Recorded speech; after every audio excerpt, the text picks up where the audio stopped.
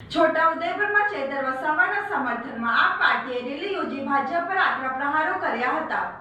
છોટાઉદેપુરમાં આમ આદમી પાર્ટી દ્વારા ધારાસભ્ય ચેતર વસાવાના સમર્થનમાં ભવ્ય રેલી અને જનસભા યોજાઈ હતી। કાર્યક્રમમાં મોટી સંખ્યામાં કાર્યકરો અને આદિવાસી સમાજના લોકો જોડાયા હતા।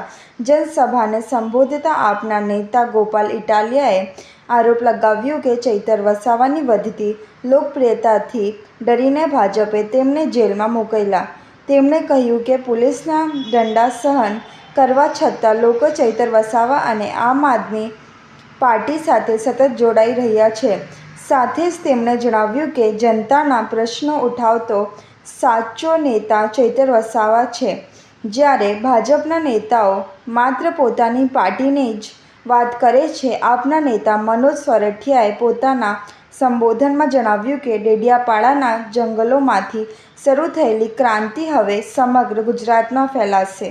તેમણે છોટા ઉદેપુરની ધરતીને વંદન કરતા દાવો કર્યો કે આગામી વિધાનસભા ચૂંટણીમાં આમ આદમી પાર્ટી તમામ બેઠકો જીતશે। પાર્ટીના નેતા નિરંજન વસાવાએ કહ્યું કે ઉમરગામથી અંબાજી સુધી આદિવાસી સમાજનો અવાજ ચેતર વસાવા બન્યા છે। તેમણે ભાજપ પર તાલુકા પંચાયતના સભ્યોનું અપહરણ કરીને સત્તા મેળવવાનો પ્રયાસ કરવાનો આરોપ લગાવ્યો।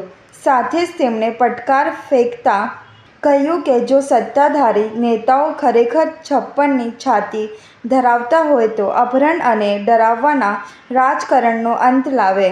જનસભા દરમિયાન આમ આદમી પાર્ટીના નેતાઓએ ચેતર વસાવાના સમર્થનમાં એકજૂટતા દર્શાવી અને આગામી ચૂંટણી માટે સંગઠનને વધુ મજબૂત બનાવવો। જનસભા દરમિયાન આમ આદમી પાર્ટીના નેતાઓએ ચેતર વસાવાના સમર્થનમાં એકજૂટતા દર્શાવી અને આગામી ચૂંટણી માટે સંગઠનને વધુ મજબૂત બનાવવાનો સંકલ્પ વ્યક્ત કર્યો।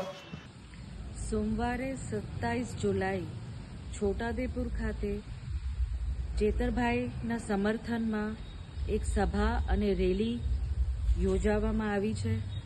ચેતરભાઈ ઉપર જેવી રીતે ખોટા કેસીસ આ ભાજપ સરકારથી કરવામાં આવ્યું છે, તો એમને આ કેસીસથી જલ્દી મુક્તિ મળે તો અમે તમામ કાર્યકર્તાઓ, આગેવાનો, યુવાઓ આ રેલીને સમર્થન આપવા કાલે છોટાઉદેપુર 11 વાગે ભેગા થવાનું છે અને રેલી સ્વરૂપ કલેક્ટર ઓફિસમાં એક આવેદનપત્ર આપવા જવાનું છે।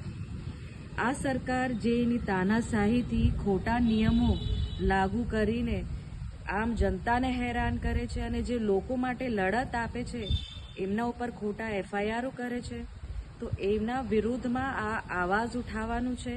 અને અમારા આદિવાસી સમાજના નેતા ચેતરભાઈને જેવી રીતે આ સરકારે ખોટા કેસીસ કર્યા છે, તો આ જે સિગ્નેચર કેમ્પેન આમ આદમી પાર્ટીથી ચલાવવામાં આવ્યું છે, તો આ સિગ્નેચર કેમ્પેન અમારા પ્રેસિડેન્ટને અમે મોકલવાના છે।